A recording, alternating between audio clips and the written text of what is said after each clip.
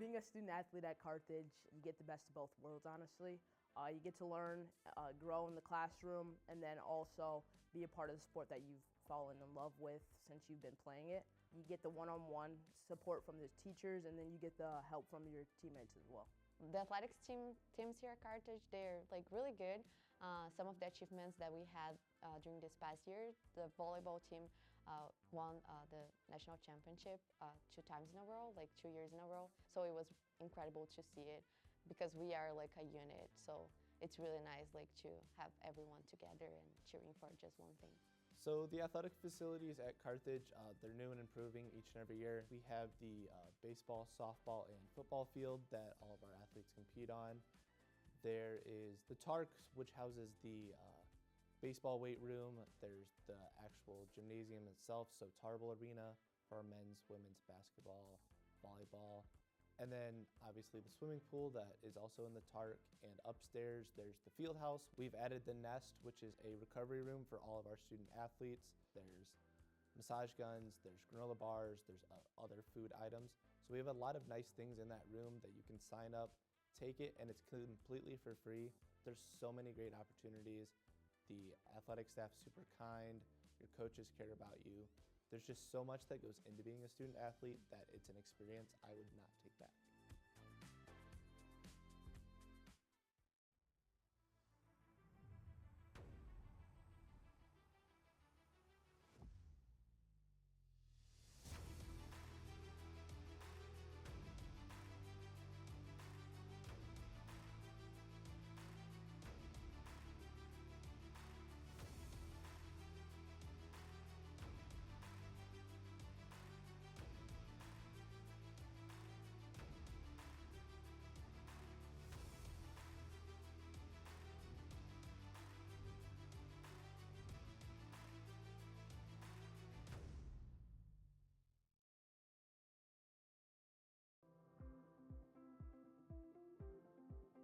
The Aspire program is part of the Aspire Center, and the Aspire Center is our 4-year career and professional development program here at Carthage College. The Aspire program is really different and unique from other colleges and universities' career programs because instead of what the typical experiences of senior year trying to go get a job or an experience after college, we want students to build their experiences starting from day one.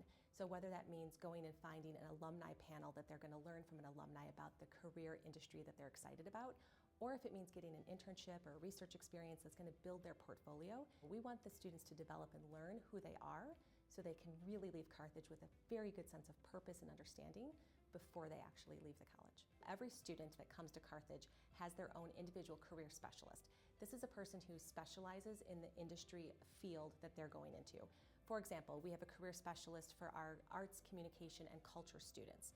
This is a person who's been working as a graphic designer for the past 20 years, and she's responsible for helping those students get opportunities and experiences along the way. I landed my first internship as a freshman at Deloitte, which is #1 of the Big 4 accounting firms in the world. Through the Aspire program, I was able to develop skills that helped me in interviews as well as networking with other professionals.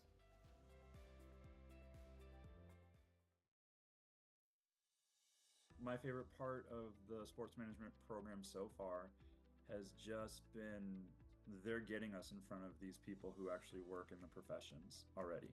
This is a very project-based program, a very experiential learning-based program where students have a lot of opportunities to engage not only in the classroom but also outside of the classroom. First semester we met with people from the Wild marketing department who evaluated and scored one of our final projects. In one of our media and relations classes, we were dealing with the Milwaukee Bucks. One of the classes we're in this semester, we're going to do something with the Chicago Bulls. The end of the capstone is we're going to Barcelona, and it'll be, real world application. We're going, and it's a real company that we are consulting for. The goal is to help them be the best business in the sports world that they can be. And I think there's kind of nothing like it, right? It's really difficult to find something like that. The experiential learning, it gives you that real life experience where you get put into situations that you might have to face in your career. It definitely gets the creative juices flowing, and it motivates you as a student and pushes you to be the very best. The teaching philosophy of the sports management here at Carthage is that we really want students to think about sport not only from the traditional sense of sport management and sports business, but also think about what is next in sport. So that's where we really incorporate the ideas of innovation and creativity. I think the program helps with my creativity and innovation just by challenging myself constantly, not only with getting different perspectives from classmates and professors, but also just challenging what your norm is and thinking not only outside of the box, but completely breaking and shattering that box. We have so many professional connections for many organizations such as the Minnesota Wild, the Milwaukee Bucks, the Milwaukee Admirals, Chicago Wolves, amongst others. These are very special real-world connections and relationships that we have that allow students to network and connect with different professionals, different executives, and different organizations in sport. I really couldn't avoid the pull of just who this program is able to put you in front of. You're very consistently interacting with and working with members of the Wild. You very seldom get that close to a professional team of that status. You really can't beat that in terms of connections. I'm with the Minnesota Wild as a revenue marketing intern. One of the professors in the master's program got me connected to the Minnesota Wild. I went through the interview process and he held me through the whole process to kind of get to where I'm at right now. What makes this program so special is the fact that it comes with a lot of connections, a lot of resources, a lot of experiences. You'll be glad that you were a part of it because the experiences that you have will motivate you from a whole new perspective. It's like affordable, it's a 10-month program. You are traveling internationally, you are traveling regularly, locally, so you're just kind of like floored that it's that solid.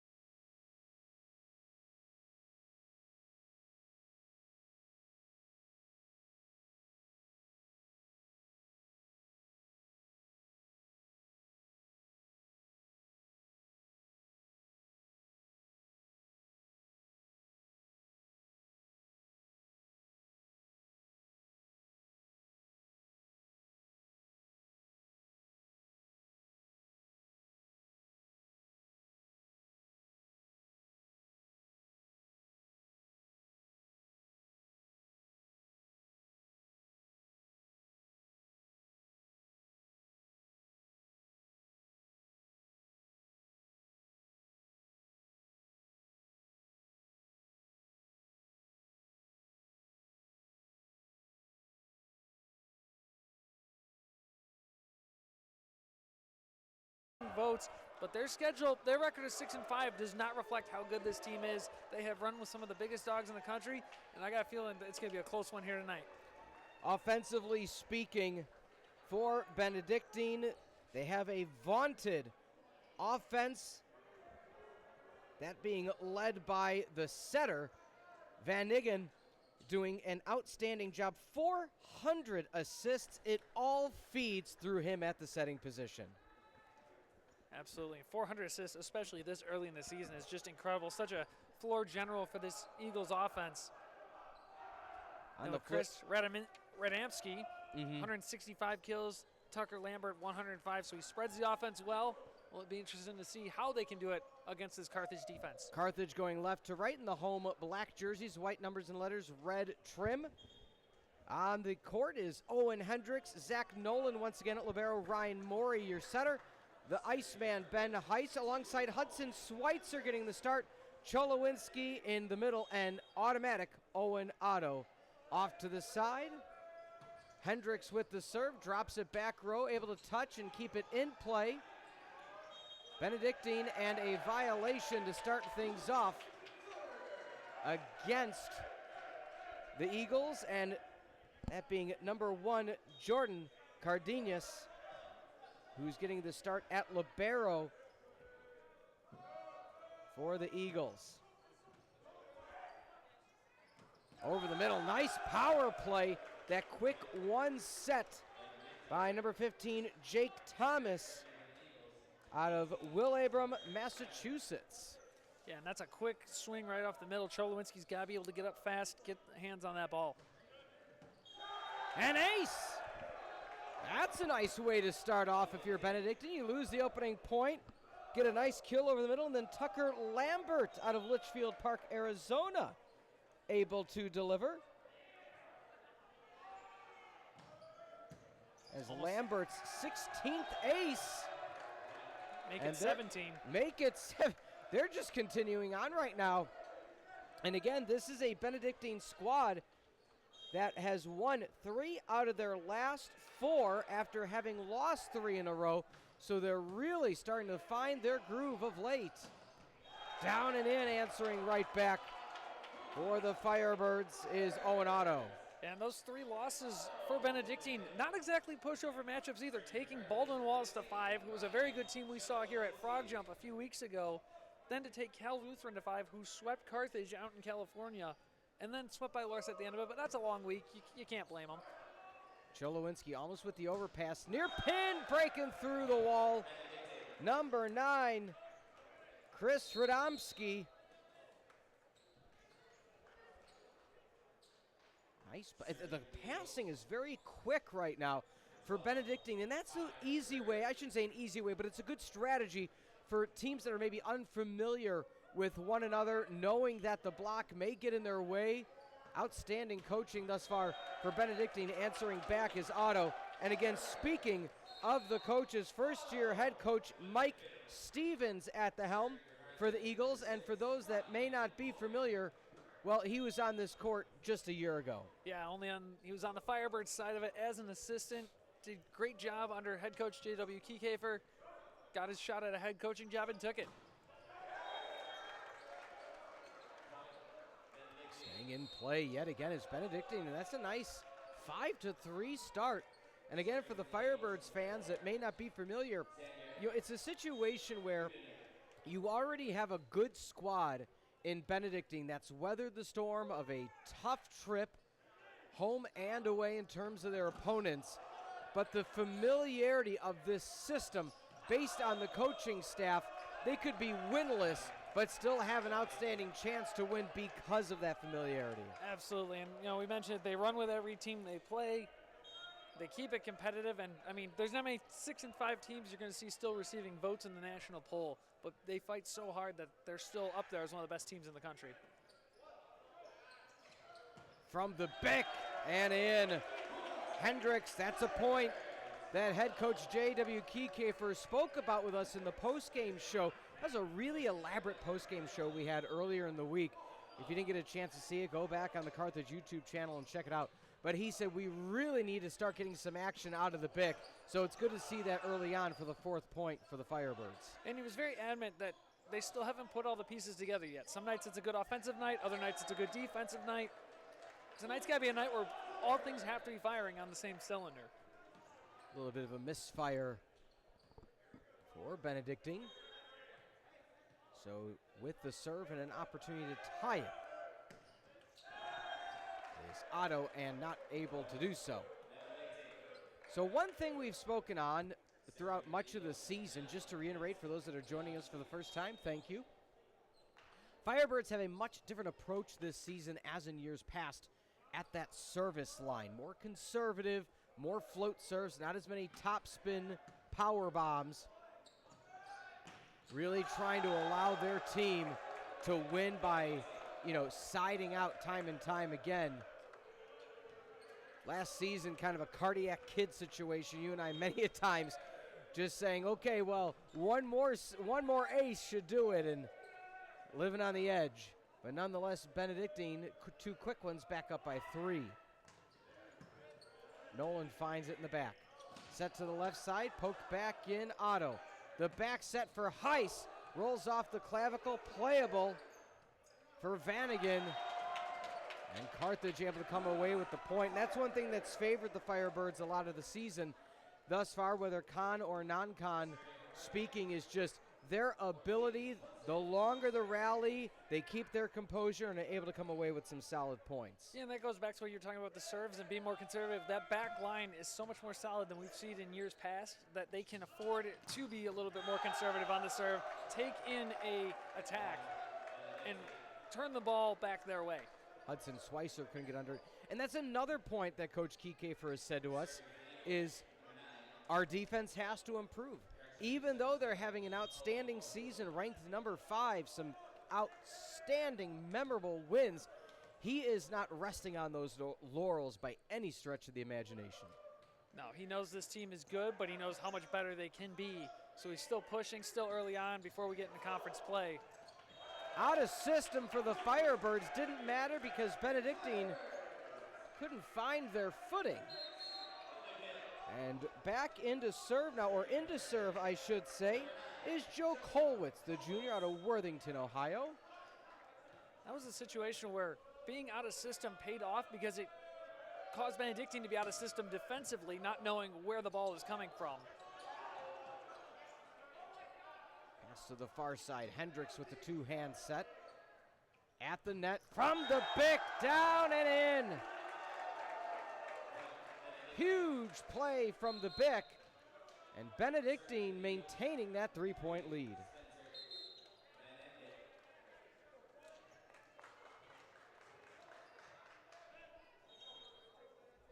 Van Engen, what a job he's done thus far at that setting position. We mentioned him earlier.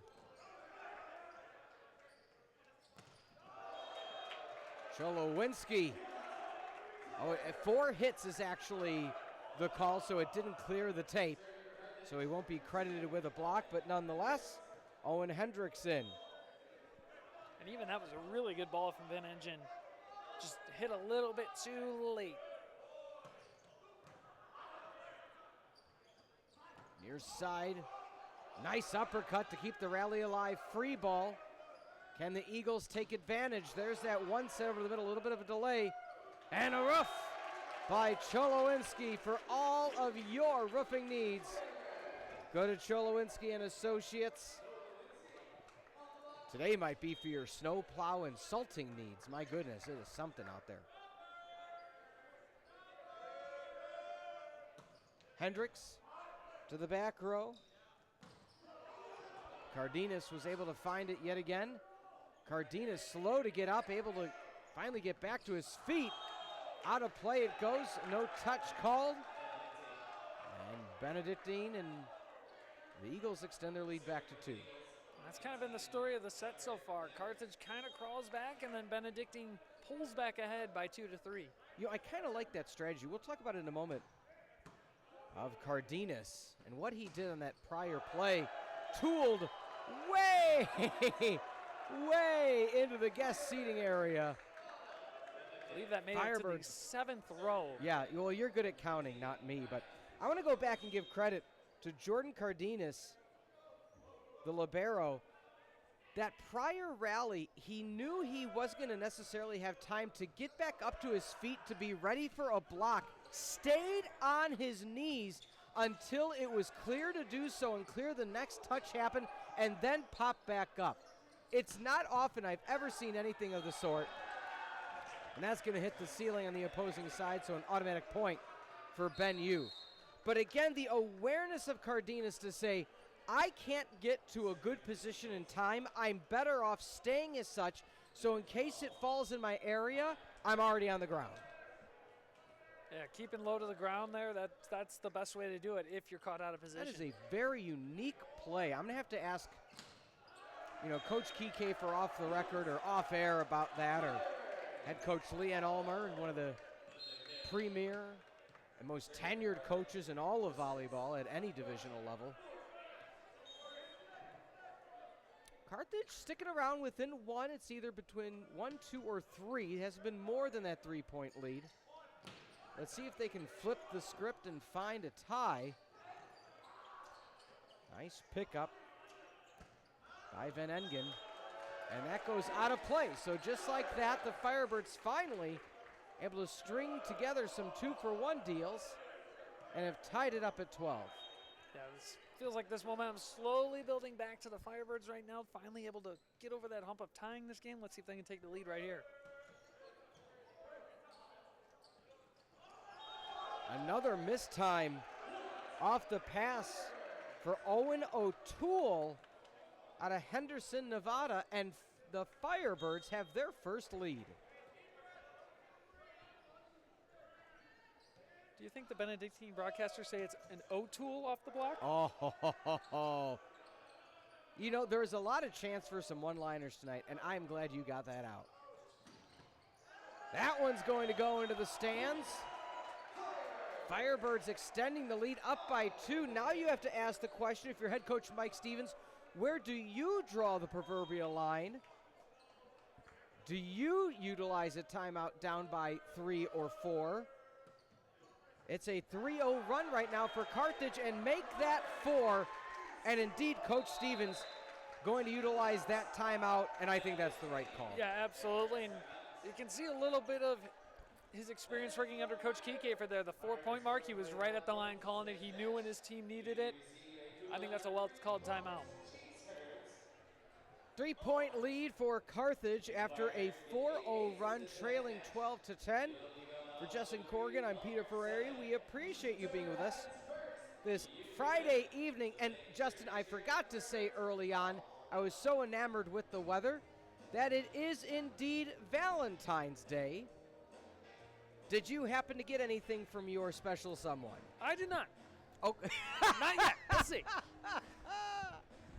I didn't mean to laugh, so that was just very curt and to the point. You did not. No. Did you give anything to them? They don't quite exist yet, Peter. We'll get to that point. Sorry about that. I'm more on the line of we celebrate Single Awareness Day in my apartment right now. That is new information to me since earlier in the season. I apologize. Wow, what horrible commentating. Let's turn this off of me to you now. You were mentioning off air you celebrated Valentine's Day last night. Yeah. So I got the missus some flowers and a little gift card to get the hair done in the coming weeks. So that is that. I am sure she's more than happy to not see me until Sunday at this point because, I think a lot of times that's the gift within itself, not having to see or talk to me.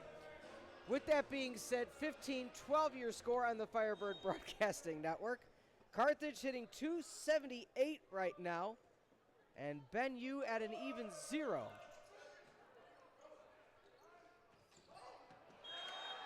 Nice job off the coach's timeout. Exactly what the doctor ordered for Ben Yu. Ben Yu hitting .246 coming into the night, averaging 11.8 kills per set. So far, just 6 in this set.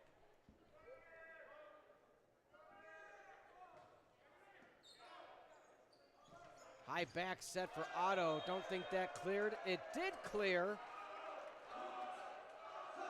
And indeed, it was tooled out of play. So that was so close. But again, the R1 right on the spot. And again, you and I spoke about it in the pregame. Just the absolute most top-notch officiating that there is. Another one stays in for the Eagles. They're battling back within 2. Interesting thing for the Eagles so far in this set, they're averaging 2.8 blocks per set this season. Only one so far. Credit to Carthage keeping it away from the block or going through the block.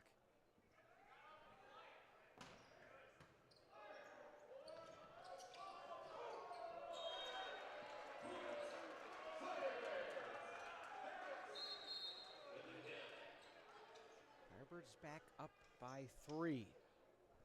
Serving now, Jack McDonald, one of the rotational liberos and arguably top serve specialist for this Carthage College Firebird squad. And not to mention has been getting some quality reps swinging the axe. It's kind of the mindset that head coach Kiekefer took this year, as Benedictine gets to their point, saying, hey, instead of having him rotate with libero, let's get him some real solid reps hitting and swinging maybe a more natural position, and now that's just an added element when he reaches that point in the rotation, and especially late in the contest, like, hey, we need to sub somebody in and try to make some magic happen if he's got to be in for, you know, a sizable amount of time, and McDonald's proven just to be that guy. Yeah, McDonald had 13 kills in 2022, his freshman season. Just 1 assist back then, and only 6 digs. 2023 jumped up to 129 digs.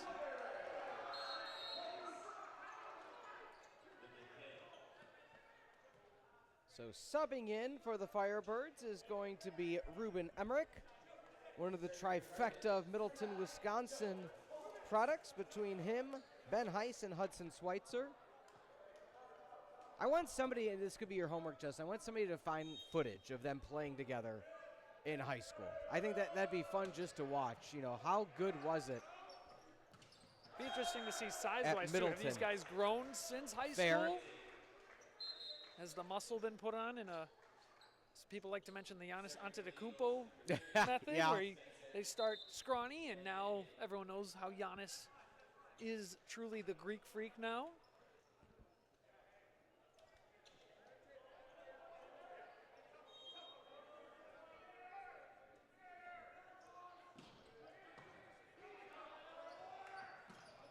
Cholowinski a little bit delayed on the hit, out of system for the Eagles.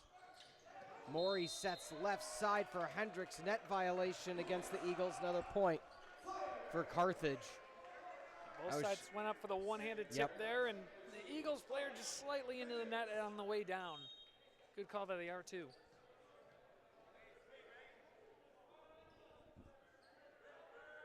Hendricks, who's had an outstanding recent run. Now that we get the right arm underneath it was Ben Heiss. Ben Hughes sticking around. Again, as we mentioned, they had the sweep not only against Wittenberg, but also against IIT. So 2 out of their last 3 wins were way of the sweep. High pass, near pin. And they're saying it stays in. Benedictine within 1. Timeout's going to be called by head coach J.W. Kiekefer. Alongside him is Jacob Bush and David Marcus. And I feel that's a timely timeout for all intents and purposes, and because they had that 2 to 3 point lead. So they flipped the script midway through the set. But right now, you do not want Benedictine to tie this up, because then it's brand new. It's a brand new game. Then it's 1st to 6. So if you're Kiekefer, solid call. Stop the momentum. Let's take a look at some of these recent points. Yeah, and you look right here, just an absolutely beautiful hook shot from number 9. That is Chris Radomski. Again, one of their leading attackers on the season. And then here, they just go middle. Jake Thomas, he has had one of the most vicious swings from the middle that we've seen all year here in Tarble Arena. And that's where Benedictine's been successful, is just spreading around the offense these last few points, getting really good swings on the ball.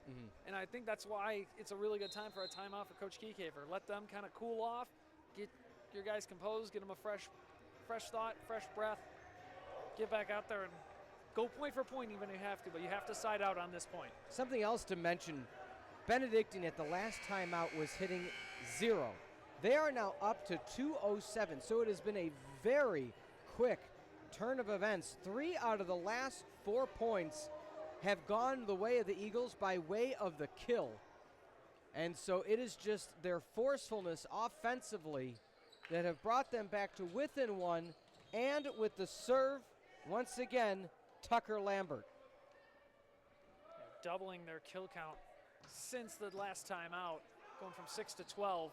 The overpass from the back row, and it is tied at 19. All smiles by Jordan Cardenas.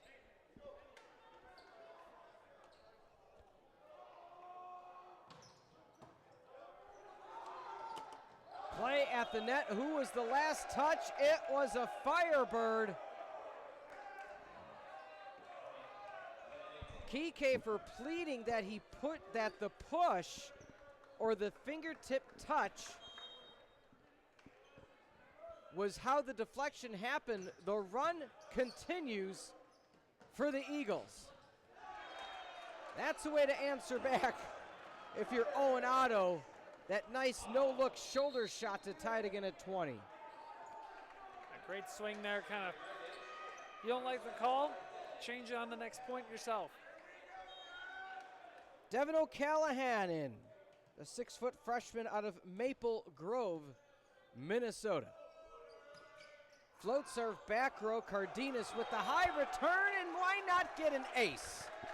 Cardenas looked around and nobody moved after he had the initial touch. Well, and that ball came off the rafters weird. A very high set off the serve receive.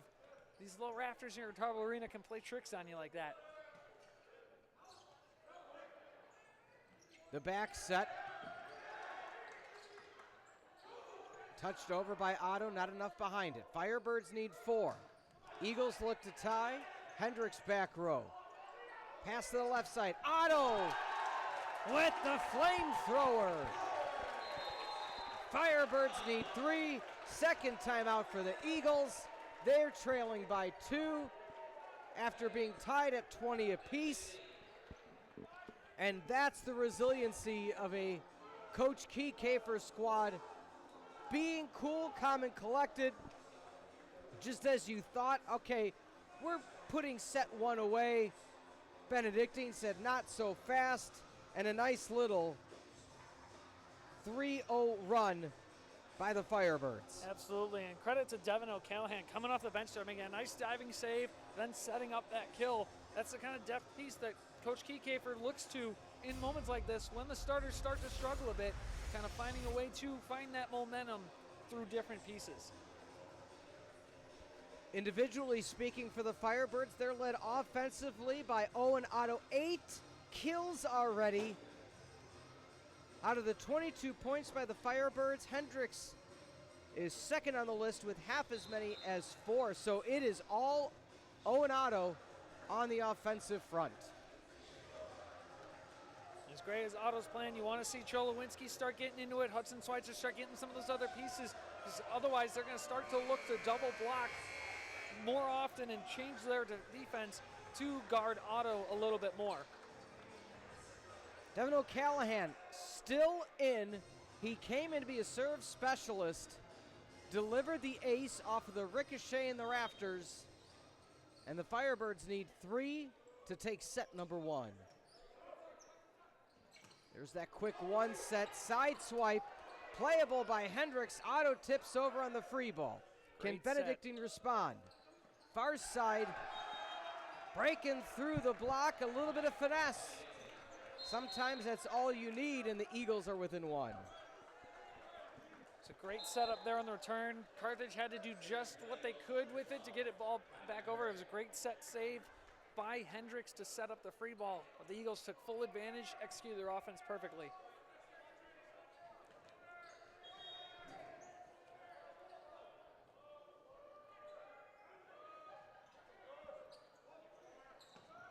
Left side, Otto hits off the pin, point to Carthage.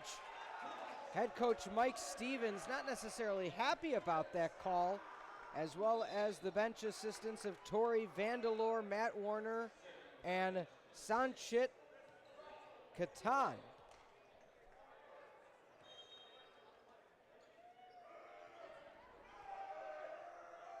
Firebirds need 2. From the big, blocked! Huge block!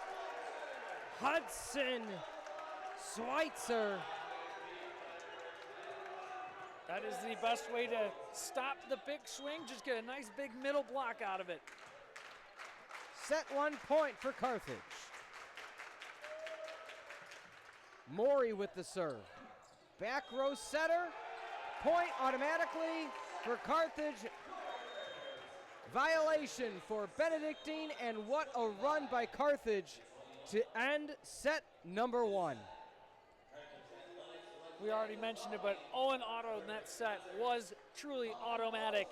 9 kills, just one away from matching his total from Tuesday night against Concordia, Wisconsin. 25-21 your score. We'll take a timeout. When we come back, set number 2 on the Firebird Broadcasting Network.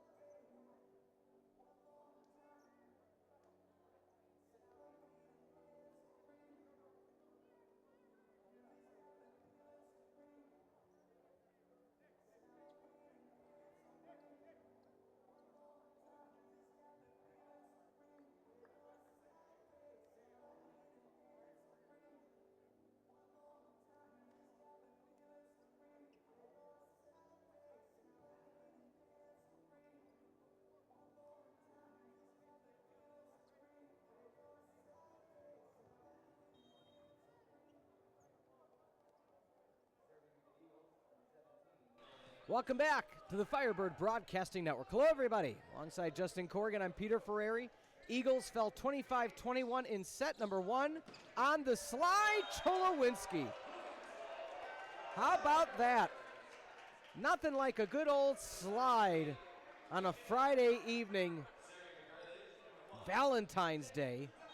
I'll say it just once a set now, just so, in case people forgot. McDonald comes in with the power serve. Playable for the Eagles. Left side. Bounces off the rafters. Noland with the back bump. Left hand chop to keep it alive is going to be Samaras. And that'll be 4 hits called, or double hit, excuse me, on Cholowinski. So Samaras getting some playing time out of Itasca, Illinois. Serving now is Spencer Vanagan. The quick set near side, poked up Maury. Cholowinski near side, hits the antenna. Another point for Benedictine. Similar story with set number 1, being that Benedictine took that early lead and they did not relinquish it till just about the halfway mark. So let's see what they're able to do. And how about an ace? Fist pumps galore. Van Engen, looking at his numbers, 6 aces coming into today. So I am sure more than happy with adding on. Rolls off the tape, 2-point lead for the Eagles. Cholowinski tries to push it back row. Couldn't get much behind it. Triple block. Playable McDonald back row. Back set. Heiss sends it through. Birds back to within 1 against the Eagles. It's a great 10-foot line swing from Heiss. Caught the block split and put it right down the middle. It's too bad you don't get 3 points for that like in football. So Cholowinski, arguably one of the best big men in the middle in the nation.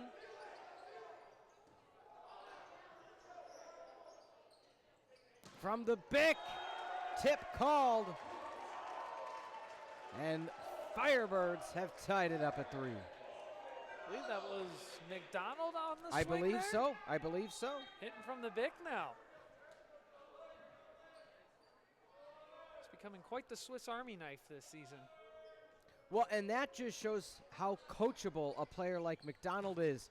That if you can go from back row to front row to serving the left side wherever you're needed, and then, all right, let's just feed you at the Bick, that's coachable. And that is a key component for head coach Kiekefer. I believe we also have a life-size Jack McDonald cutout courtside right now. Might be out of your angle here, but there's a cardboard cutout near the far corner of the basketball court. I see the backside of it. Are you sure it's him? I was told it was Jack McDonald, a trusted source amongst the volleyball community. Told me earlier today it was Jack McDonald. 4-4 your score. Maybe I'll have to do that tomorrow because, I won't have anybody with me in the opening game. We'll just get a cardboard cutout of you. Oh, there you go. And put it next to me. We'll put the headset on. Have you ever had any cardboard cutouts of you or, maybe just in the old dorm days of anything? I have not myself, okay. But my grandparents were big NASCAR fans. Okay. And a huge Jeff Gordon fan in my grandfather. And he, to this day, in his bathroom, has a life-size cardboard cutout. It didn't always end up in the bathroom, but it was in the bathroom as of Christmas Day. Scared the living daylights out of me. Got it. When I went to close the door, and there's a 25-year-old Jeff Gordon staring at me. Staring at you using the restroom. Wow. I'm like, there's definitely better places for this. Yeah. That's a fun story. Out of play it goes.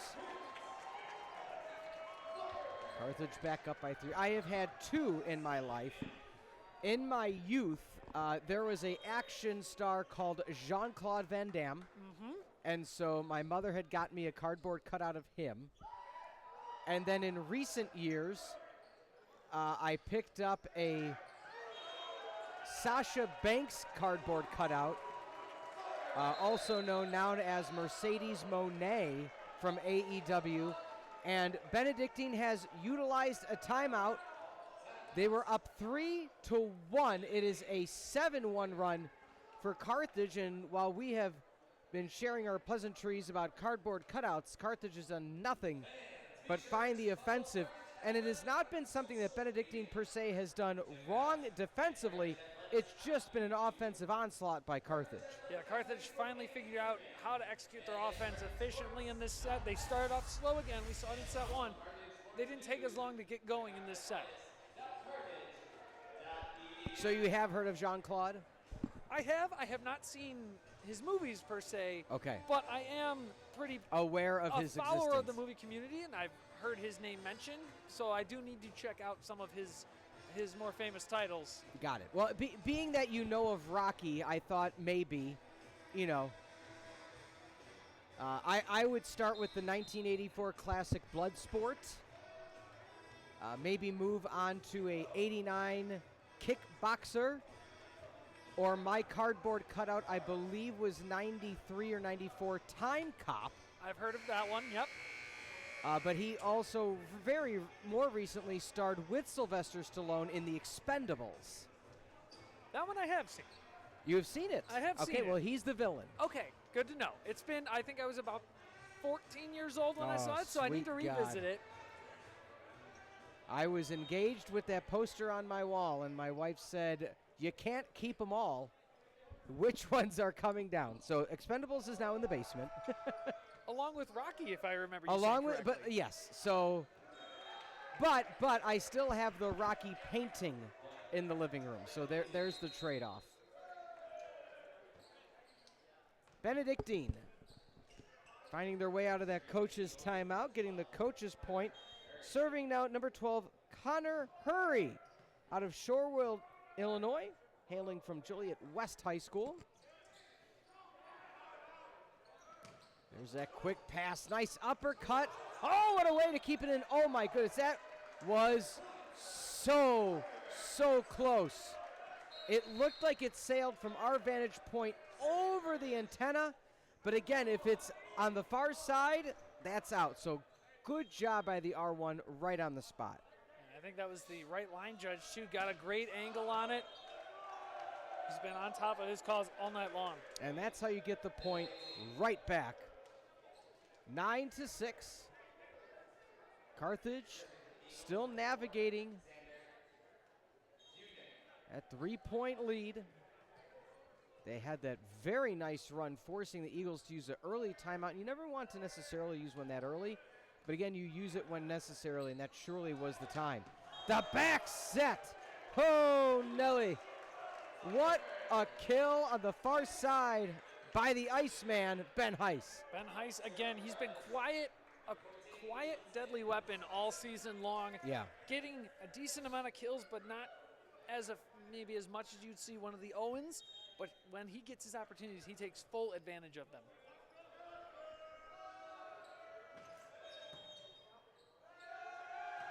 They're going to call out of rotation, Oh, I believe. wow. I paused. So a conversation now is going to happen. That's a tough one. It appears the two in the front here, I can't see numbers from my angle, might have been out of position with each other in serve-receive. Costly point. Answering right back for the Eagles. With that number 9, Chris Radomski, the pride of Schaumburg. I believe Radomski was one of the ones called for being out of position there, so making up for the point lost. Radomski, the leader in kills, coming in with 165. Quiet start for him so far, and answering back is Ben Heiss. Call him Mr. Freeze as he delivers on the far pin. Absolutely, 5 kills now for him on the night, moving into second in team totals. Quiet start to the set for Owen Otto, though. Nothing doing yet.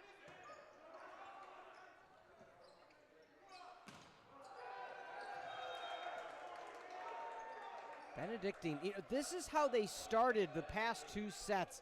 Those quick sets, able to deliver on the offensive side. Can they now string some together, trailing 12-8?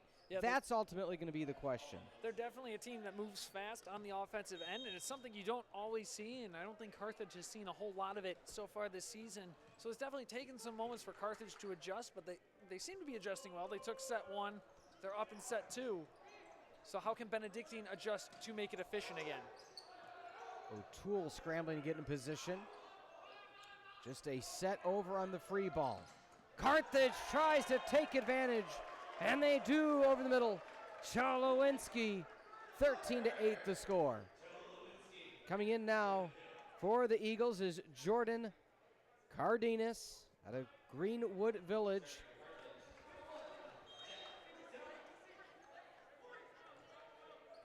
It's rare to see the full-length undershirt under a jersey at this Yeah, level. you're right. I was thinking the same thing. 2 of the players utilizing that. One thing to note is, at least with Cardenas, it's one of those compression shirts. But as for O'Toole, that's just your old school long sleeve tee.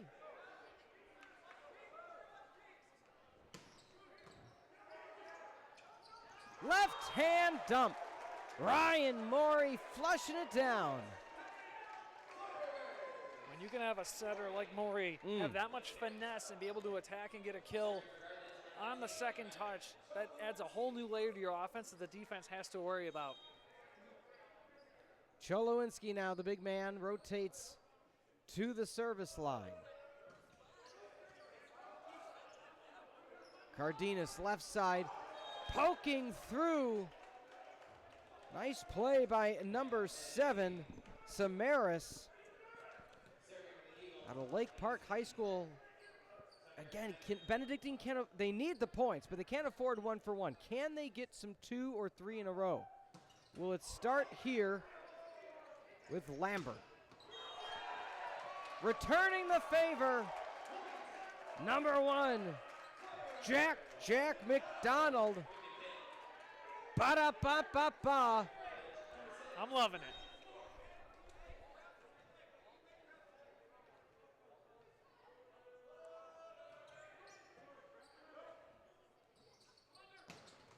McDonald side swipes.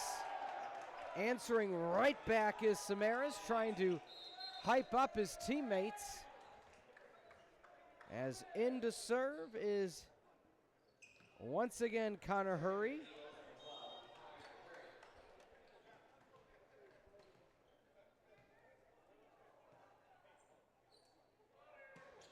Hurry, 2 aces on the season, along with 6 service errors, so that is going to be service error number 7.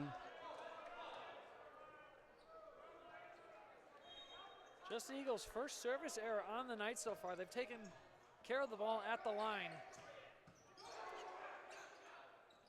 Dump attempt. Nolan finds it.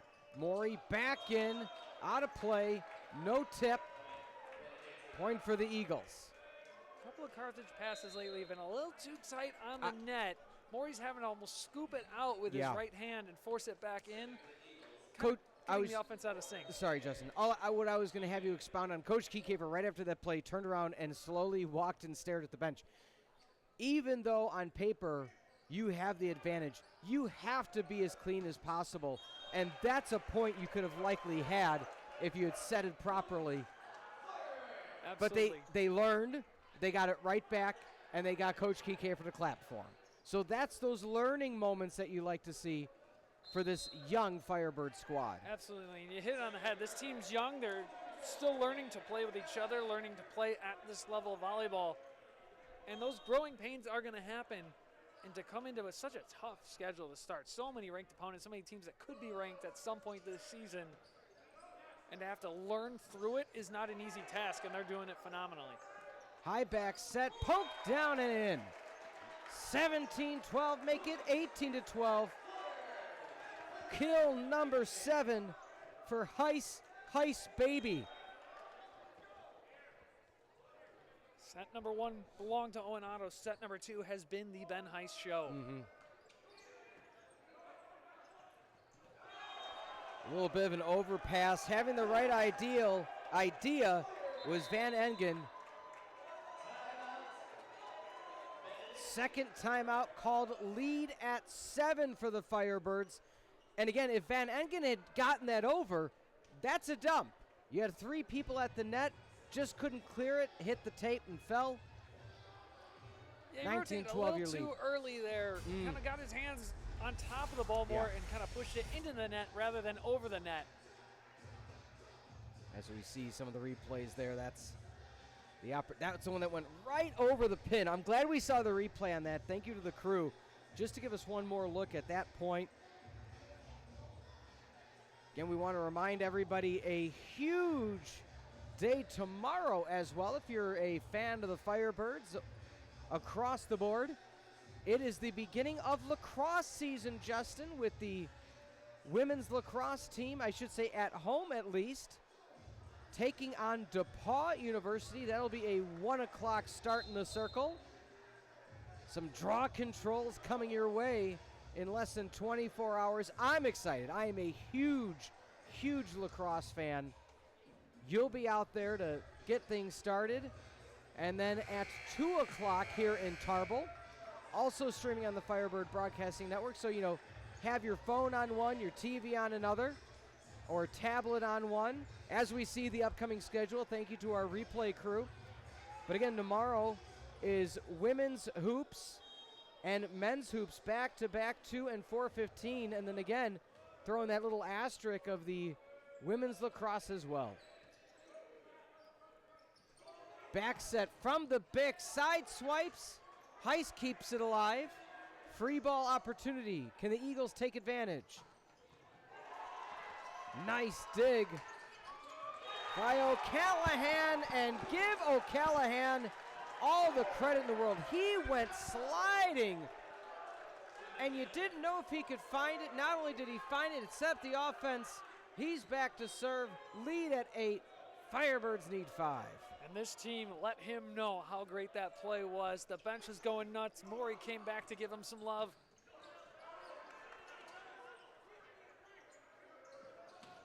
Triple block.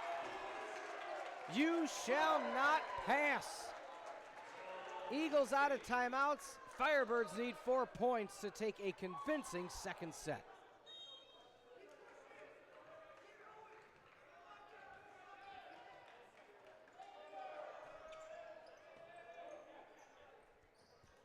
Back set yet again from the Bick.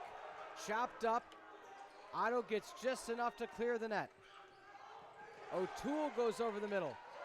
Charlowinski mistimed it. I mean, that arm came chopping down, just didn't make contact. A rare miss for the Firebirds. That one was definitely mistimed, miscommunication on where that ball was going to be at its peak, where Charlowinski was supposed to meet it. Instead, he got a nice swing full of air. It's a beautiful looking swing. Oh, it was. I almost flinched up here. High back set using the length of the tape. Cardenas able to get underneath it.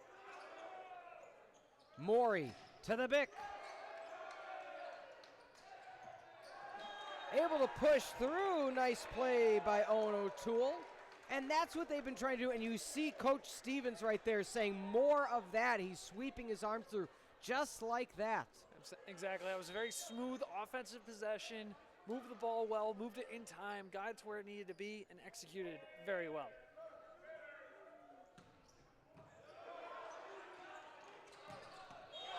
Keeping it in. Jack McDonald with the flamethrower. Carthage within 3. And how about the serve receive there from Nolan? Perfect pass. Nolan, the former Hilltopper out of Glenbard West, putting it right where it needs to be to set up McDonald for the kill.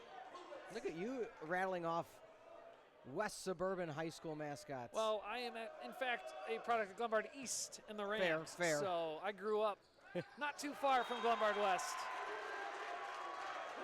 Shout out to my old broadcast colleague, Bobby Luganville, who is now a PE coach Well, did you ever have him? What was the name? Wait, you the East, not West, right? East, Okay, yes. he was a West teacher, and still is. Mishandle. 10-point lead for Carthage. 1 point to set victory. Fans in attendance on their feet. The slow cap starts. Basketball team, women's basketball. That went out of play. I was just saying women's basketball and women's volleyball in attendance, cheering on their fellow student athletes.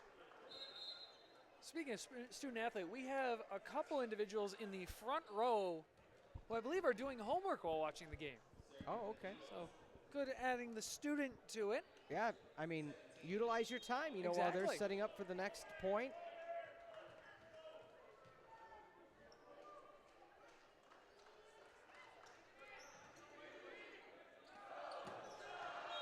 That stays in. What a strong way for Carthage to end set number 2, 25-15. Justin, just pure domination. Absolutely. This is the offense at its peak. This is what they looked for in set 1. They couldn't quite find it until late. Then they took full charge here in set number 2. Will the Firebirds sweep the visiting Eagles? We'll find out. Don't go anywhere. We'll be back on the Firebird Broadcasting Network.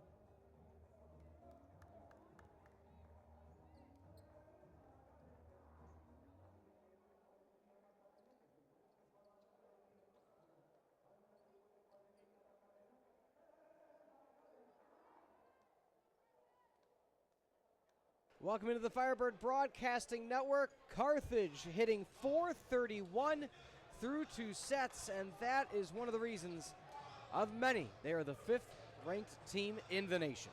Hello, everybody. I'm Peter Ferreri, joined this evening, as always, by Justin Coorigan. Justin, talk me through the first 2 sets. Benedictine having the lead at points through the first 2. They have not looked back, however, once they got the lead. Yeah, Benedictine started out fast. They started out strong offensively. Carthage took some time to adjust to it, but once they did, they've controlled the tempo of this match, and they haven't looked back since they took set 1. Missed time by Benedictine, not able to get it over in time. Not the start you want after the long break between sets 2 and 3. Coach Stevens just kind of walked over, whispered a few words, calm demeanor given the circumstances.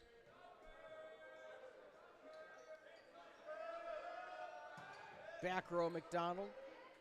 Cardenas able to find it. And Nolan sends that one out of play. One thing I want to comment on, we haven't much this season, but it's the play of libero Zach Nolan. He's done such a solid job all year. We don't say his name that much, and I think that bears mentioning that he's so good at what he does, we don't have to say his name often. Absolutely, and the growth he's shown from last year to this year has been incredible. He's been a key part of this back line success that we do talk about the back line as a whole unit a lot. But Nolan has been a key contributor to it and a leader in the back row. How about Radomski getting another ace? It's one of the things the Eagles have done well through all this is the serve, finding the gaps. So a touch called by the R2. Coach Stevens kind of nodding his head like, yeah, I saw it. I saw it. He probably had the best angle in this whole place on it. Indeed. Cholowinski takes the deep breath, heels on the basketball baseline before approaching the end line for the volleyball court. Beautiful multi-purpose facility here at Tarble Arena. That one out of play. I still have not gotten, it's been years I've worked here, the full scope tour, because knowing that this past Saturday was a doubleheader for basketball and an indoor track meet, I'm like, where? It's too cold to do it outside. And they're like, oh, yeah, the track gym. Oh, okay. So an interesting thing, when I was a sophomore here, so this would have been winter of 2019, I believe, they had T-Pain play a concert up on the upstairs No kidding. track. Like T-Pain. Yes, like buy you a drink, T-Pain. Good And reference. It was a great show, but I later learned from a colleague of mine, Mike Rizzo, who was involved with the sound design of that show, that they had to focus on where to put the stage for safety purposes up there. Because of the way this facility is designed, half of the indoor track is above the weight room and the coaching offices, and the other half is above the pool. And so they had to focus on, in case the crowd got too big, too jumpy, too whatever, and the floor couldn't handle it, they had to make sure it was on the side where the crowd could fall into the coaches' offices if need be. Obviously, they're not hoping for that, but they have to plan ahead, versus falling all the way down into the swimming pool. How about that? I'm like, the things I didn't think about as a sophomore jumping around at T-Pain. Wow. That's a good story. That's an engineering marvel, and I'm sure when Tarble was built, they did not necessarily think we have to worry about T-Pain turning it up at Tarble, that the floor might collapse. I got to see if there's footage of this after the broadcast. Still disappointed to this day, though. No Best Love Song was played that night. I don't know if Chris Brown has the rights to the music and he can't play it by himself, but I was a little disappointed there was no Best Love Song played that night.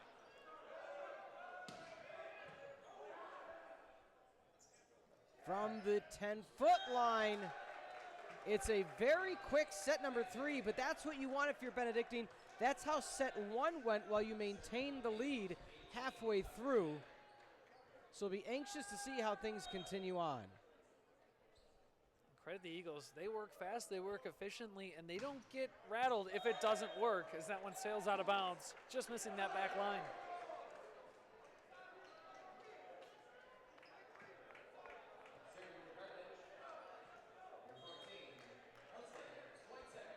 So now I'm thinking what songs he did. Did he do Buy You a Drink? Do you yes? Okay. Hence the reference earlier. I pulled a page out of your book, dropping song references into statements. I always say it keeps things interesting. Absolutely. And I, for one, pick up most of your song references, I feel like. That last deflection hit a speaker. One of the speakers suspended from the rooftop of Tarble. Not rattling as much as the shot off the hand of Sherman that we saw a couple weeks ago. Tool out of play. Bust out the snowblower. Carthage back to within one.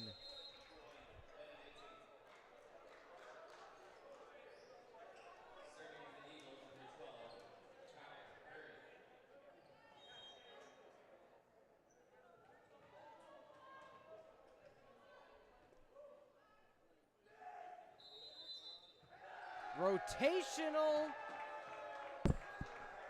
error against Carthage. R2 having a conversation now with head coach J.W. Kiekefer. How about it? Both times it's happened, it's been on this left side of the court. Yeah, I can't remember the last time I saw one called in general in a men's volleyball game. Or in a volleyball game, no matter which league it's in. So we have had 2 rotational errors called, and the first time in my tenure calling Carthage volleyball a Cholowinski miss. How about that? He heard us talking about him and said, "Say my name." Way to come back to within one is Cholowinski. Again, it was so rare. I at first I said, did I miss something? Was it a decoy? And it was such a miss. It was almost shocking it happened to begin with. Where you see sometimes it misses by a fingertip or whatnot, but it was a clear as day swing and miss. Tool out of play. Sean Sullivan out of Peoria, Arizona, making his presence known. Haven't said his name yet this evening. Xander Feudner, the pride of Kenosha. Left hand dump from Maury. It was a real smart play there from Maury. It's one of those passes we talked about earlier coming in a little too tight. And instead of trying to scoop it out and try and set up an offensive play, he said, I'm going to take care of this myself, and found open floor. Nice little homecoming for Feudner. Went to Indian Trail High School. Left side off the tip, McDonald able to get enough to keep it alive. Joust at the net, second touch is Otto, tooled out by Maury. Benedictine standing tall, leading 11-9. It was a great job on the set too. Taking a quick look, seeing where they're lined up, finding the mismatch in Maury, pushing it to the far side. They're able to get the tool kill. Huge topspin. Yeah, that was coming down at a really slow pace. I don't want to say I predicted that might happen, but he flicked it up, but then took kind of a jab step before he took his full step. That timing just a bit off, and you saw it there. Firebirds back to within one. Cholowinski giving the point right back. And this is a situation, too, as Coach Kiekefer having a conversation with the R2, might be close to a timeout. And the reason I say that is you want to finish off the Eagles now. You don't want this to go to 4. You don't want it to then have a chance to go to 5. You're only down 2. Don't want to rest on your laurels. Owen Otto breaking through. Don't forget, folks, stick around for the post-game show. Head coach J.W. Kike joining us in the booth, as he does every game.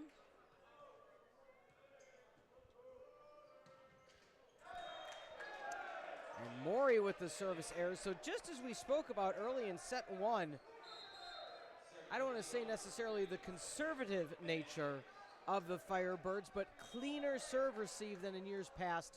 So I'm sure head coach Kike not happy about 2 out of the last 3 points. Way of the service error. From the Bick McDonald, playable. Maury looks back for the tool and able to get it. What court awareness by Owen Otto. He saw the block and just boop, flick of the wrist.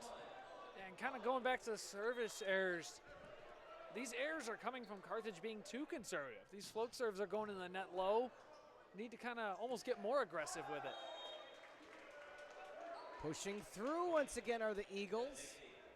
And this is the deepest in any set they've gone, having the lead. And if you recall, they only scored 15 total in set number 2.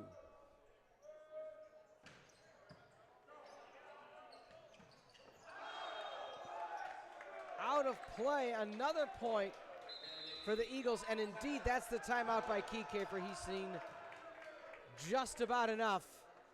In set number 3, trailing by 3, Eagles need 10. And if you're Carthage, not only do you of course not want to lose the entire match, you don't want to lose a set. You don't want to give a team like the Eagles any sort of hope, any sort of, morale boost in order to try to make this a contest. And you can tell just watching Coach Kiekefer's demeanor right now, he is not happy with how his team has been executing these last few points. Just kind of talking with assistant coach Jacob Bush before getting into the huddle. You can tell he just isn't happy with the style of volleyball they're playing, and he mentioned, as calm as he looked last game, there were still moments where he was not happy, but they seem to respond well coming out of timeouts like this. So it's going to be interesting to see what the Firebirds do here. They're only down 3. It's a well-timed timeout, but they have to get the side out here. You don't want to go down 4 to a team like Ben U. Yeah, as mentioned, they're showing it on the Jumbotron right now, but Dominican receiving votes and this Benedictine team receiving votes in the top 25. Carthage at 5, and you want to talk about, the game of name a tougher conference. Loris is 12 and North Central 19. Absolutely. North Central, they had a rocky start. Brand new coach late in the offseason. They're starting to figure it out. You watch their games lately, they've been playing much better volleyball. Loris has been as dominant as anybody in the country. It's going to be interesting to see what these 3 teams do against each other down the stretch. How about McDonald?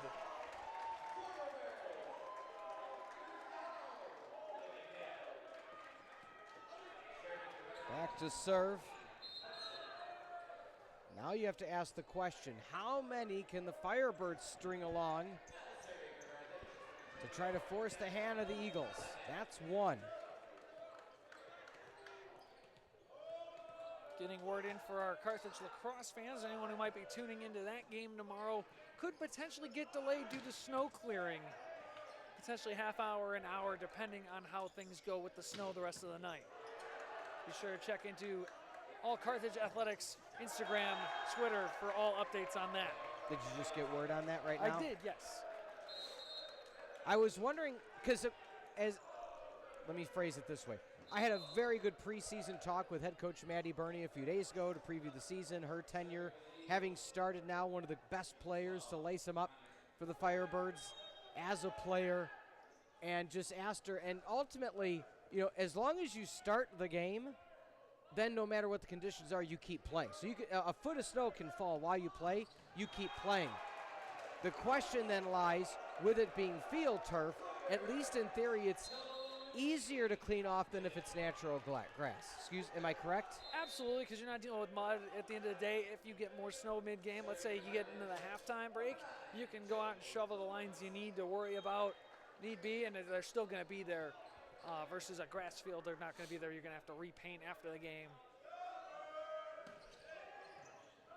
Eagles backed within 2. Kolwitz in. to Maury. McDonald looks back row, getting much more playing time in the past few games. No touch, out of play. Point Carthage. And the Firebirds back to within one with Joey Kolwitz to serve.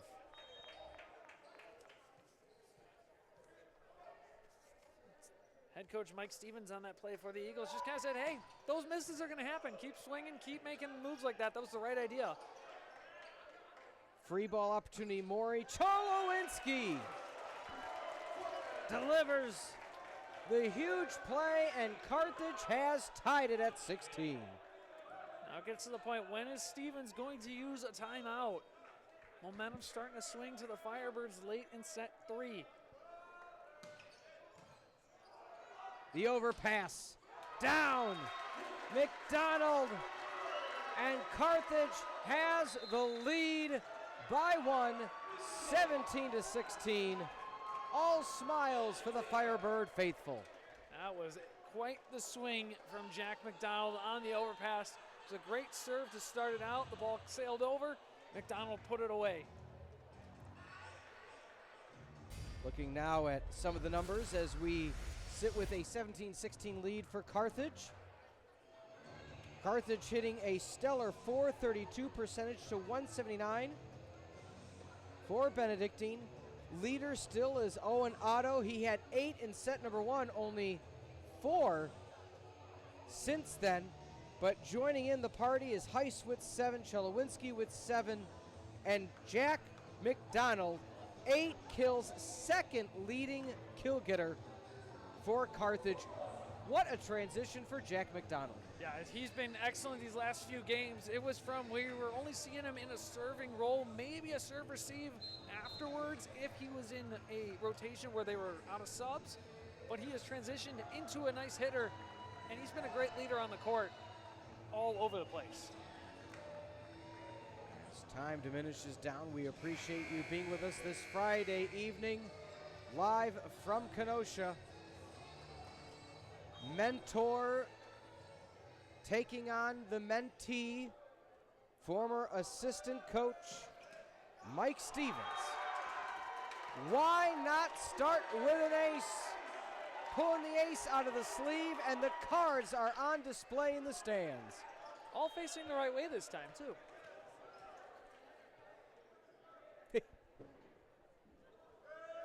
Good memory. The back set hits the tape. 3-point lead for Carthage. They are absolutely on a roll. This has been quite the swing in momentum, similar to what we saw in set number 1.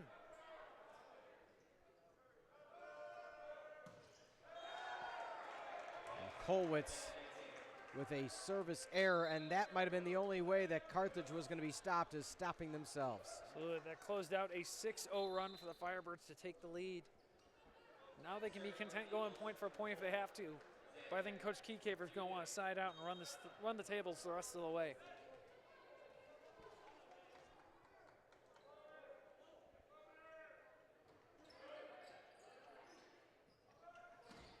McDonald bounces back. What a nice uppercut by Maury to keep it alive. Near pin, through the block, out of play. No touch called. And a huge point of contention right now. I think Stevens was trying to argue the 4-touch on that pinball save for the Firebirds.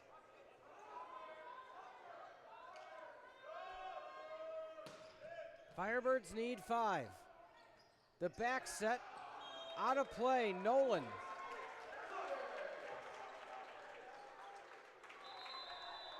And just like that, head coach Mike Stevens utilizing his second timeout. What a run by Carthage. Again, as we sit back and look at how this has gone, the last time Benedictine got a point was an attack error by Ben Heiss, or I should say point number 16 for Benedictine was an attack error for Ben Heiss. They led 16-13. It is a 8-1 run for Carthage, and that just shows the resiliency of this team. It shows you that even though they are a young team, they have such a high level of maturity. They're 4 points away from a sweep. And as shown on the broadcast, the replay of the pinball save. Okay. Great capture by our crew. That's, again, just that quick mentality of keep the ball alive, keep it up. That's something that you don't necessarily see from a lot of inexperienced teams, but this Firebirds team is coming together as a unit, making those smart plays and Did just it look good to keeping you? the ball alive. It looked great. Okay. We won the point. It's a great. Well, my point being, it was a good call by the officials that it was not 4 hits. Absolutely, yeah. It looked clean. It came off the block and then just kind of pinballed around, but I counted 3 there. Anything under 10, I can count just fine. I laugh because I have challenges with anything over 1. So McDonald to serve. What a game for him. Can't wait to mention his name for Key Kafer.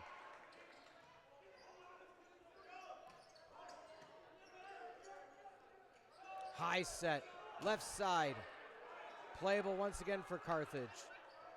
Left side again through the triple block. Underneath is Cardenas.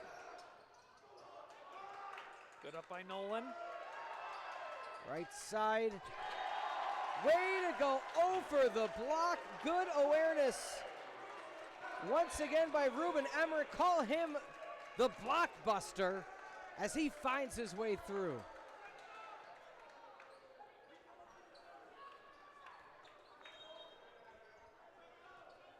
Firebirds need 3 in the Battle of the Birds.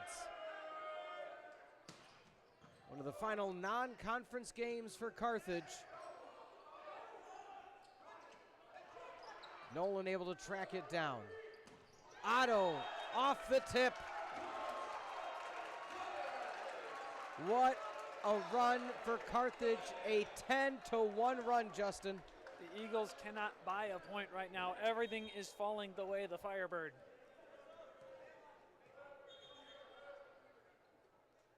We have ball return on lane 3. That's what we need to do next is, you need to call the powers that be. We need to add in broadcasting for bowling. I was thinking about that on my drive up today. Like, we need to get some other sports on the Firebird Broadcasting Network. Have you been to one of our bowling competitions? I have not. So they are very hard to actually see because of how a bowling alley is set up with the crowds watching. It's also very hard for like photographers, videographers to get in there. So it'd be very interesting to see how we could set it up in a future bowling I would think you competition. you have precedent over this. My opinion, like you walk in and you say, hey, I'm Justin. Let's broadcast this. We get a little mobile unit TriCaster set up courtside or lane side, I should say. Well, if our producer John Voinovich is watching, I'm sure he can get right on it. We'll just call the athletic director. He's all about expansion of broadcasting, so let's make it happen. Absolutely. Another play for Benedictine, so they've now rattled off 2 in a row.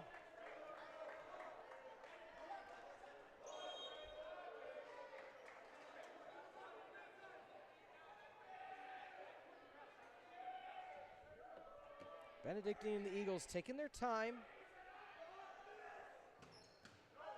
Hitting the tape, not quite what they wanted, and I think that little bit of a delay may have hindered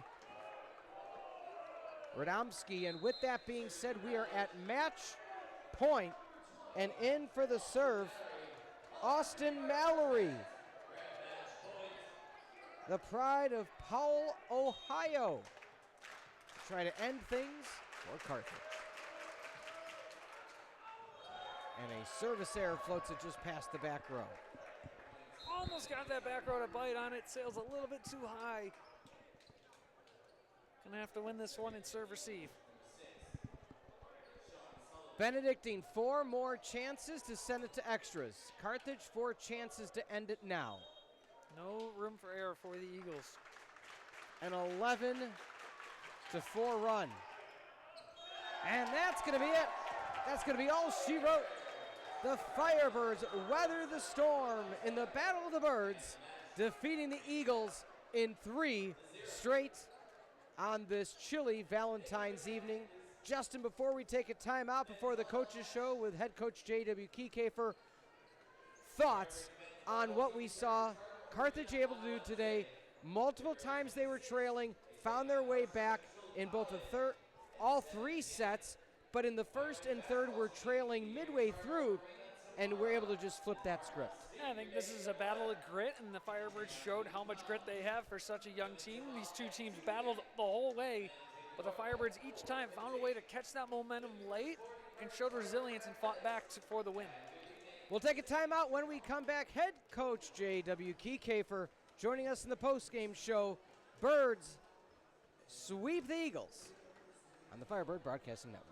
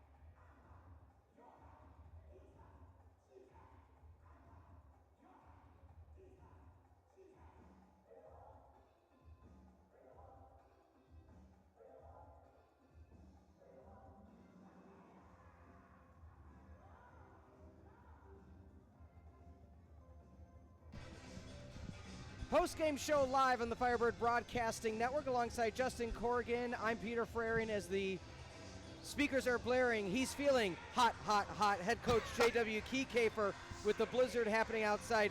Coach, nice win, solid win. Talk us through the resiliency, and I know you may say, well, why are we using that word with a non-conference game? There's more than once where halfway through you're trailing, and you weren't getting 2 in a row. You weren't getting 3 in a row. Called a timeout, something was said, and again, especially in that first and third set, the script was flipped. Yeah, man, I can't imagine how entertaining these broadcasts are, Peter, if your segues are that good. That was fantastic. So congratulations to you. What a professional you are up there. Yeah, I mean, I just think set 1 and set 3, the entire first half of those sets, I'm honestly just waiting to call a timeout. I thought the energy on both sides of the net, particularly on our side of the net, was pretty low on the defensive end. We did not play our usual level of defense as a block or a backcourt. And we were, set 3 was just an error fest to start that one. That was just gross volleyball from set 3. I think we were down like 15 to 13, and I thought 10 of their points were our errors. It would be tough to look at that set and see where it went. And so literally I'm just spending the entire half of the first set and the third set just waiting to call a timeout for kind of like we get down a couple and then it's a side out fest, and we'll wait for them to score a point in their serve before we call a timeout. But I'm just kind of sitting here waiting for one of them because we need to go have some conversations with the group. And credit to them. They, we want to win, we want to compete. I think sometimes we lose that mental edge every once in a while, and that competitive nature. When it's just kind of medium ball going back and forth, and so finding that adrenaline shot. Finding that next level, that Carthage volleyball is important. The offense was really good again today. Ryan Moore has conditioned the rock really well in practice. So is Joe Kolwitz. I think both of our setters are pretty elite. And what Ryan Moore is doing with the ball right now is pretty sweet. We were electric on the left pin today. Owen Hendrickson, that one set he had, I think hit 667 or something stupid. Owen Otto was stupid all night in the left pin. And credit to Jack McDonald, the old man stepping in there, plays libero for the last 2 years for us, and Zach Nolan's done a great job of elevating his play this year and kind of took over that position, and seniors win, and Jack McDonald has been such an elite leader for us over the last 2 years, and it's so hard. It's so hard to get taken out of the starting lineup and go put your ego away and try to find a role to win for this team. I couldn't be more proud of who Jack McDonald is as a senior captain and a leader for us. Puts his ego away, goes to serve sub and score a lot of points for us off the bench, and then gets his number called to go play the left pin for the first time since he's a freshman. Goes to the left pin and goes off offensively and gets some great blocks as well as some picks. And the offense didn't have to change because we put, a libero in back there to go play left side hitter. And Jack's not a libero; he's just an athlete. Really proud of him and seniors win. Like I said, proud. Yeah, McDonald, 8 kills tonight. Now, Coach, coming into this, Benedictine was averaging almost 3 blocks a set. You guys tonight hit 386 and held them to 3 blocks total for the match. What about your offense kind of limited their blocking tonight and was able to hit so well against a good blocking team? They're a big team, big and physical, and I think particularly on the pins they're big and physical, and that's hard to get around when you're out there. And so part of the scout was to try to win in the center of the floor. With Ryan Cholowinski and Hudson Schweitzer attacking the middle of the floor, and then the Bick over top. You saw that, especially in the second set to Jack McDonald. I think in the first set it was a lot to Owen Otto. And so the center of the floor was a big emphasis for us tonight with how tall they were on the pins, on the right pin and the left pin. Like I said, I think Ryan Moore distributed the ball well. Our lefts were hot tonight. It was crazy how well we were scoring on the left pin, and we just kind of kept riding them and making the offense easy. So our offense is tough to block when we're doing it well. All of our guys can go line and angle, and it just makes the life difficult for those blockers to understand where it's going to go. And when it moves fast, like it does left pin, Bick, middle front, it's kind of scrambling people's brains. So, the offense is pretty elite. There's a reason why we won 2 national championships with it. But it's the people that are elite inside of it, being able to hit line, angle, swipe, all that kind of stuff. It was pretty fun to watch Ruben Emmerich go in right front and Ben Heiss set for a couple of rotations there. At the end, we were playing hard volleyball, and it was pretty sweet. So, go set the ball high and take some swings and play Carthage volleyball. Now flipping over to the defensive side, Owen Otto 8 digs, Devin O'Callahan 7 digs off the bench with a couple of beautiful saves that potentially affected the momentum of each set. And then Zach Nolan, as always, a general on the back line. What did that do tonight to kind of change the tempo when Benedictine was getting out early? Yeah, I think Devin O'Callahan was the X factor of the match tonight. He went on that set 2. He went on that massive run to basically win it for us and seal it, get up by 7 or 8 points. 7 digs Dev had? You said he had 7? 7. My goodness, in maybe 2 rotations of volleyball tops. Yeah. He played a half rotation in each set, and he gets 7 digs. Yep. That kid is, taking nothing away from Zach Nolan, how good he is at defense. Devin O'Callahan, and Austin Mallory too. Our 3 liberos are absolute studs in left back defensively. But that kid can play some defense. I think he showed that today. Some elite reads. He just showed up in front of the 10-foot line, I think, one time in set 2 to dig a ball on a gap. So kid's the real deal. Our liberos are the real deal, all 3 of them. There's a reason why Jack Manel's back on the left, not because he's not good, but how elite those 3 liberos are. Yeah. And then it gets Jack into a spot where he's more comfortable, too, of taking some swings on the left. What growth have you seen this season? We spoke earlier in the year, and, it's been a progression now. You're like, okay, we're going to after the first game, we're going to figure out the offense. We're going to figure out the pick. We're going to figure out the middle block. We're starting to see it from our vantage point come together. Where has that growth really, matriculated for you? In all phases coming together, I think this group, you see it today with the guys off the bench, how hard they play. I think the guys on the bench, we call it the bench mob, I think they almost expel as much energy as the guys on the court, especially mentally trying to get these guys fired up. And what's cool about it is they're giving feedback to their position group. Like the middles, Xavier Willet's giving information to the 2 middles and giving information to Ryan Moran where to set. Ethan Sprague's on the bench hurt, and he's writing down rotational data on the other team's middle blocker and how we can attack that better.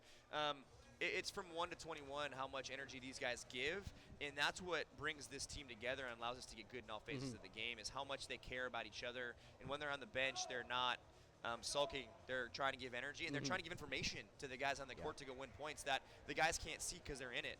And so it's just a really cool group. We're in that space where we can do a lot of things well right now. We just haven't put it all together in one match. I think we had, I don't know how many errors it was today, but boy, it was too many, way too many. And so that was the negative today. That's a really good Benedictine volleyball team we just beat, but way too many errors in our side of the net. We could have gotten out there a little faster, and so we got to clean that up. Just playing more consistent volleyball and clean volleyball. When we play clean, we're tough to beat. So I don't think we've played anywhere near our level of ability yet this season, but you see some 400s and 380s and defensive nights that are elite. And so I'm proud of this team and how we've been able to find elite volleyball in different phases, and we keep working to go bring it together. And hey, we got until April, man. We got until late April to go put it together. So we're that slow march, and you guys have been watching all season. I think you've seen the improvements. Indeed. MSOE Thursday, Illinois Wesleyan a week from tomorrow, so a little bit of a gap before that MSOE game. What are you trying to look to do for that final non-con game before Illinois Wesleyan? Yeah, we need to take some days off. Excited to take Saturday and Sunday off. I guess almost originally I wanted to play this game on Saturday, but it's good to take 2 days off. We kind of need it. We're sick. You saw on Hendricks had to go to the bench there. So we need to just take some days and recover and get healthy. And it's like when you get 3 days to prepare, you can actually get better. It's tough to do that in a Monday, Tuesday, play Wednesday, but we can actually train now Monday and play some aggressive sixes in our gym to get better, and then kind of start tapering towards that match on Thursday. So I'm excited. We can really train hard on Monday with 2 days off and get back to the gym and kind of beat them up a little bit, give ourselves some time to get ready for Thursday. And it's nice that it's MSOE, so it's an away match, but it's 40 minutes away, so a really easy bus trip too. So we're excited to train some more, to get some more out of this offense, to be a little more patient as blockers and jump late and take some more space. And we're going to go throw our hands in good spaces in the backcourt to dig some balls. But really proud. We got to go train the serve too. Our serve is dead medium right now. So we got to find a way to score some points with that ball. Credit to Joe Golitz today. That late run from the service line won the match in set 3. So it's cool. It wasn't just the guys that quote unquote start. And I thought today you saw a plethora of dudes who aren't starters be the reason we won matches today. Now obviously you got to have those starters be consistent enough to get you there. But those guys off the bench gave us that spark and gave us that win. So proud of the depth on the bench to go win matches. Well, Coach, congrats on the win against the Eagles. Enjoy your Valentine's Day. I'm sure you have big plans after this, and hopefully the snow doesn't affect you, because clearly it's been, blizzarding outside. Yeah, love you, Lee. Go Birds. Okay, thanks, Coach. Again, Justin, I don't want to necessarily say convincing win for the Eagles, but they did what needed to get done, or the Firebirds against the Eagles in this circumstance. And I really appreciate what Coach Kiefer said, being that it wasn't just the stars, it wasn't just the starters. Bench players were the reason we won, and that just gives that vote of confidence to your entire bench. You could be the reason we win a set. Exactly, and I think the depth of this roster was the thing that won the match tonight. I mean, you saw it, Kolwitz coming in, serving. You saw Devin O'Callahan, who, as we were mentioning how great of a match he had 3 digs coming into tonight. 7 tonight. Yeah. So, huge game for Devin O'Callahan. You heard Coach, did you just say 7? Yes, we did. Exactly. So, he was a couple of really good performances off the bench. And again, even especially if this team was truly sick and battling this flu bug that's going around Kenosha, this team really showed their grit and their resilience for such a young squad against a very good Benedictine team. And to keep them hitting only 125 on the night while the Firebirds hit a fired-up 386 was just a truly impressive performance for the Firebirds. 4-2, the block differential, 10 more digs, and about 11 more assists. So we want to thank you for being with us. Tomorrow, there will be basketball, and there will be executive producer Mike Love, producer John Voinovich, as well as the crew of Matt, Allison, Jeremy, Zoe, and Addison. Again, the student-produced broadcast, some of the best in the CCIW. This program is in a presentation of Firebird Broadcast Productions and Carthage College, copyright 2025. Once again, for Justin Coorigan, I'm Peter Ferreri. A 3-set sweep in the Battle of the Birds. Carthage over Benedictine. Have a good Valentine's Day, everybody.